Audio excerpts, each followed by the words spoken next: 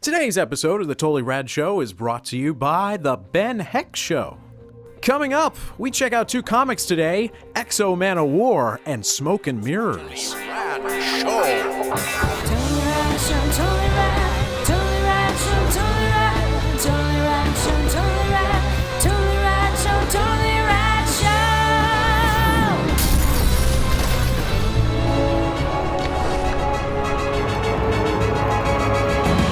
We've got two very interesting brand new comics for you this week. The first one requires a little bit of a backstory. So in the early 90s, when comic books were selling 900,000 a copy and million a copy, back in the heyday, right before the bubble burst. That actually happened? Oh yeah. Wow. A former editor-in-chief of Marvel by the name of Jim Shooter broke off and decided, he tried to buy Marvel, and instead of doing that, founded a new company called Valiant and got some really big names at the time to create a whole stable of new superheroes. And they started a bunch of things that became 90s staples in comics, including the zero-issue origin story, the foil cover, and all kinds of crazy stuff. Ninjak 3D foil cover. Bloodshot. A Bloodshot. lot of those great games. So Valiant Comics, one of the big titles, Valiant Comics is back. And one of the big titles at the time was done by a huge name at the time, Barry Windsor Smith, who is the guy who did the Weapon X saga, that started doing the origin story for Wolverine for Marvel. And he created a character called X-O Manowar. And that has been relaunched as part of this rollout over the summer of these new Valiant titles that are back. So it's got a new #1, and it's actually written by a guy that we're very familiar with, our buddy Robert Venditti, who we met because we fell in love with his comic called The Surrogates, that ended up turning into a film not long after we were all excited about it. So he's the writer on this new X-O Manowar, and the character is a Visigoth, from the whatever century that was with the Romans and the Visigoths, who stumbles upon some aliens, gets taken aboard an alien spaceship, and sent out into space. Basically, it's actually Roman history. Yes. Yes. You know, you've all learned about this in social studies. Yeah, you remember the Twitter question. It's the pyramids with the Asian alien pyramids. Anywho, so he in space with these aliens, he comes across this awesome suit that gives him cool powers.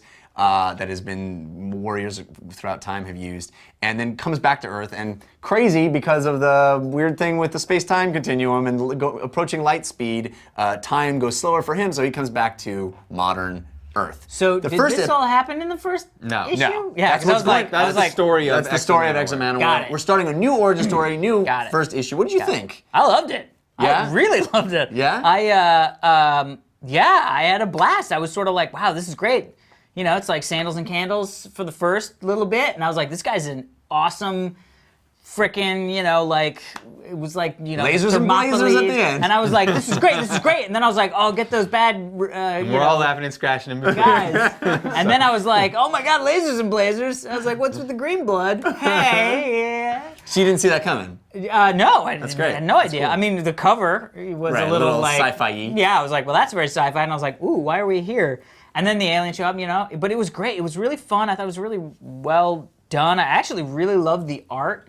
The character sort of reminds me of Thor a little bit, especially in the early stages of him sort of. I was going to say presenting, but not. It's a lot. In a lot of ways, it's Thor meets Iron Man.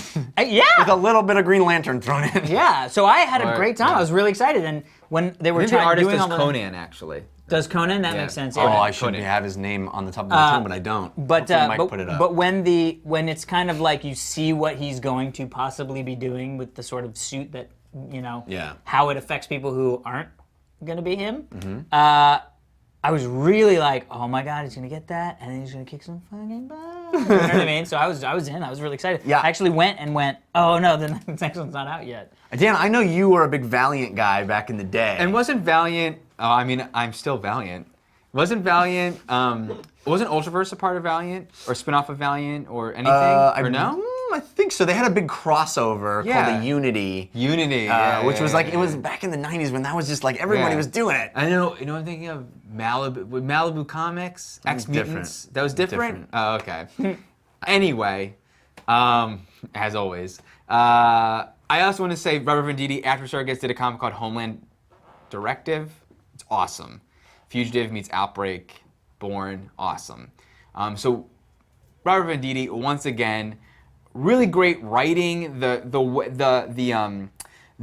first part of the book, the Sandals and Candles aspect, it just has that like Braveheart, Game of Thrones, machismo-driven. You may take our land, but you may not, take our freedom. It's got those like badass lines, and I love it. Really, actually shed some light on an area that I didn't realize was a flaw in the John Carter movie that I enjoyed, which was once in John Carter the movie, once he goes up there, he's not a badass Western gunslinger who's in Mars. He's an Earthling.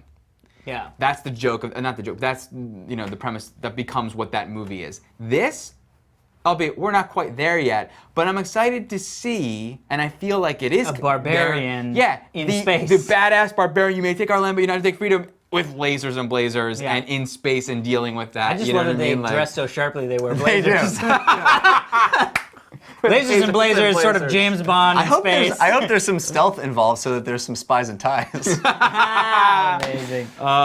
So yeah, I thought I too enjoyed the art and really had fun with it. Yeah, it's an excellent first issue, and I'm really excited to see where they take the story. I hope that it, he's in with the spider. It was the spider aliens in the old one, and they've kind of updated them. They're still a little spidery looking, but I'm hoping that it's not just a retelling, and it certainly doesn't look like it's going to be just a retelling of those old comics, because we've been there, done that. I love the fact that it's kind of going to blaze new ground, and it really feels fresh. Yeah, Blaze forgot new about- ground. Yeah. With their blazers. Speaking of blazing a trail, IDW is a company we've talked about a lot. We like a lot of their comics, Lock and Key, for example, and they've got a brand new comic out from writer Mike Costa, and John Armstrong also is involved, and he is a sleight of hand artist who is, I think, just consulting or co-writing or co-plotting or involved in some way. I think Rick Brown is the artist on this one.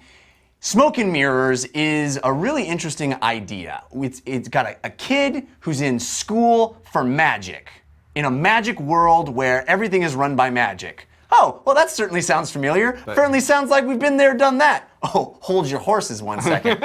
Because yes, this is a magic world where everything is run by magic, and even the technology. We start on a Steve Jobs-esque character talking about technology, but it's all run by magic. But there seems to be in this world a guy who's from our world, and his version of magic is just sleight of hand and trickery, and it's where these two things converge, and what that's going to be about that this story really is set up to tackle. The Muggles, even forgetting all that illusion, like the normal world, their technology is magic. Right. But it's the beauty, the pure genius of opening on the Steve Jobs keynote, where our takeaway in our world is technology is magic, is no, technology is magic. Or no, magic is technology. Yeah. Like magic is their form of technology. Yeah. They don't know about computers and whatever. Everything theirs, electricity is run by magic generated. Boom, Alice Kazam, Alice Kazam. Yeah. But it's definitely she's the one that actually generates all the electricity. Alice Kazam. She's Shazam's wife.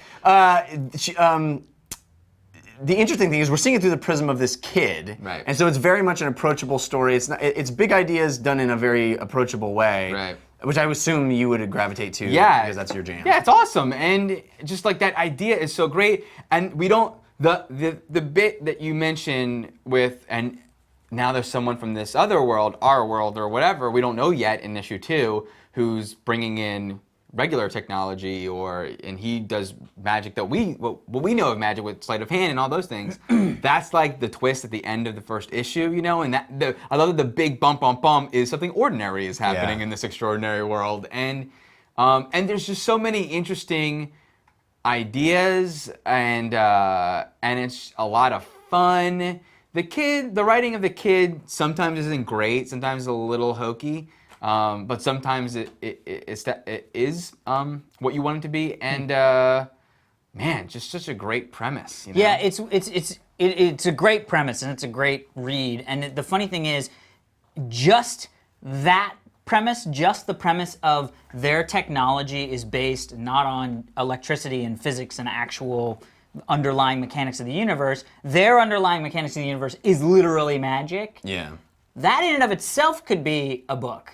You know what I Right. mean? That in and of itself is enough. That is interesting enough to go down into that world. But then to bring in this person who somehow is from our world where he doesn't know magic. He can do magic. He's just one of us. Yeah, he's but he tricking happens to people. be a magician who can do magic tricks that the people who know magic exists can't believe that it it is blows their possible. minds, It right. blows their minds that literally, in the second book when the kid is recounting what the other kid was able to do, it was like he literally made this coin disappear. And he didn't have an incantation. No. There was no incantation. And I told him to do it once again. He did it like 6 times, and I asked him to do it while holding his breath. He wasn't even saying it. It's impossible. Yeah, he wasn't saying any magic words. Yeah, I mean, that is all just really genius. I agree with Dan. I think the kid, for me, is the weakest point. When he's kind of in this sort of like, he kind of gets bullied at times, and you can kind of, that stuff really rings true to me.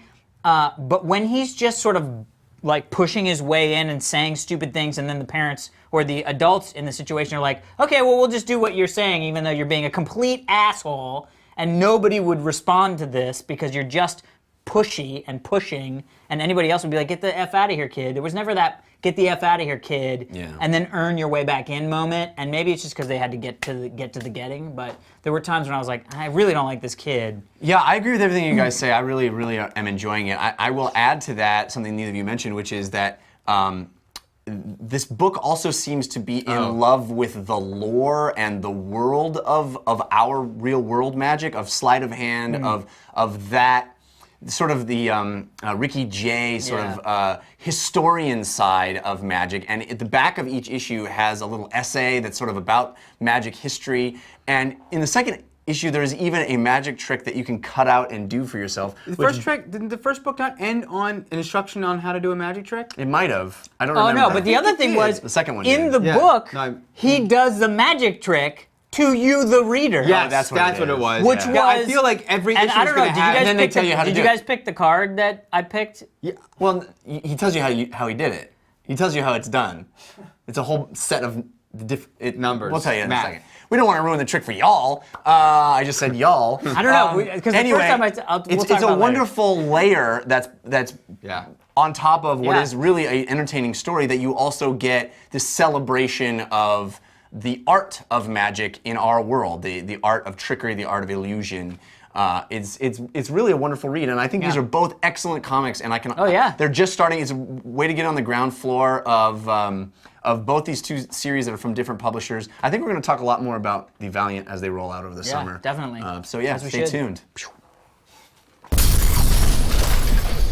All right, everybody, be sure to stick around. We're going to be answering one of your Twitter questions right after this. But first, we want to thank our sponsor, The Ben Heck Show. Join modding wizard Ben Heck and friends as they build and modify a host of amazing community-inspired creations. Be sure to watch new episodes of The Ben Heck Show every 2 weeks right here at revision3.com/TBHS. In the latest episode of The Ben Heck Show, Ben helps his friend Charlie and son build a simple project together, the Sasquatch Tracker 9000 robot. That sounds simple. Squatch Tracker 9000. Not the Sasquatch tracker. But this is the same thing, right? I mean, that's the longer version of the Satch Tracker Wait. 9000 robot. Squatch. Actually tracks Squatch Satchmo. Tracker It's 9000. Louis Armstrong's tracking robot. It is. tracks Satchmo. So the Squatch Tracker 9000 robot. Jeebus. Don't forget to go to element14.com/TBHS to find out how you can enter the win. Thank you, Ben Heck Show. Bing. Hey, send in your backgrounds, fans at TotallyRadShow.com. Yeah, do it. That will be the place to send Do them, it. and then you can get your stuff on our show. If we've learned anything today, it's that squatch is an awesome word to say out loud. Squatch you, Dan. Get squatched. Check us out tomorrow for our review of the film Sleepless Night. Today's Twitter question sent to us with the hashtag TRSQ from Evan Viano at ecbatic_Evan asks, in true Ghostbusters fashion, so, you got my attention. all right, Okay. name the form of the Destructor. What's the first form that just came to your mind? Oh, clear your head, clear your head. It was My Little Pony. Clear your head.